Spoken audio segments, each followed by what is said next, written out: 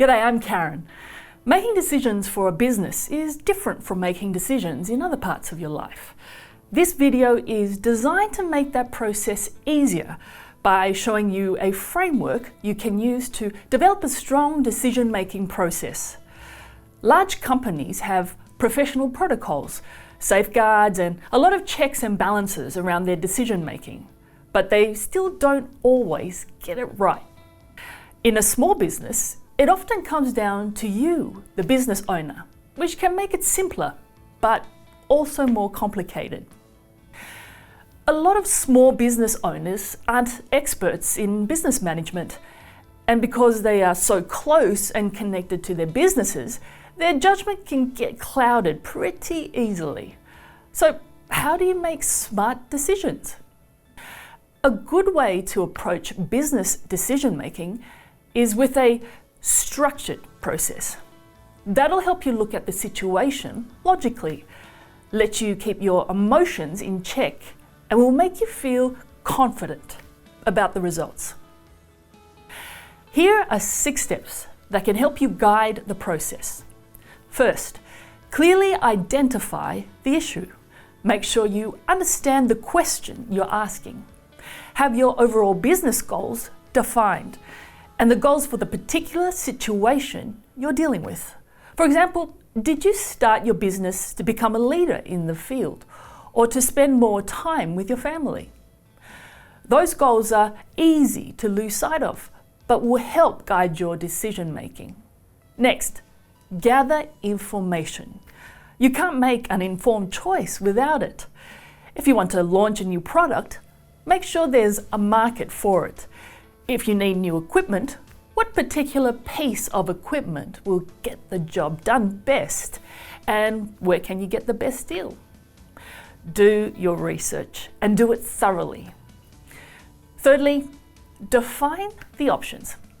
Outline all the choices available to you and work out exactly what it would mean for your business. If you want to hire someone full-time or to contract out some work, write down exactly who you'd be working with, their skill set, cost, etc. Again, be thorough. If you're not bouncing ideas off someone, it can be tempting to choose the option right in front of you, but it might not be the best one when all the options are on the table. Next, make a pros and cons list. You've got the information, you've got the options, now rate them. Draw a line down the middle of a piece of paper and write the pros on one side and the cons on the other side. What does it tell you? Do you need to do a risk assessment to weigh up what you can afford to lose and what you stand to gain? As a small business owner, you've got an advantage here. You're not responsible for anyone but yourself. So work that makes more money but involves doing something you really hate could go in the cons column. Then compare the results. Once you've gone through all the previous steps, this should be pretty straightforward. With all the information in front of you and using the pros and cons list, it usually comes down to a simple cost-benefit analysis.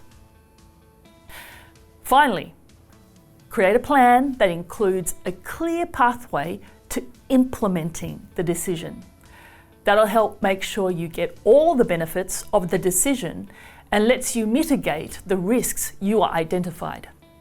It might also be a time to consider insurance and legal options, or talk to an accountant about budgeting for the future. The Many Rivers video about managing risk could also be a good help. Some decisions are ones that every small business needs to make, and some will be unique to your business. If you make a poor decision, be clear on what went wrong. And if it's a good decision, make sure you know why it was a good decision.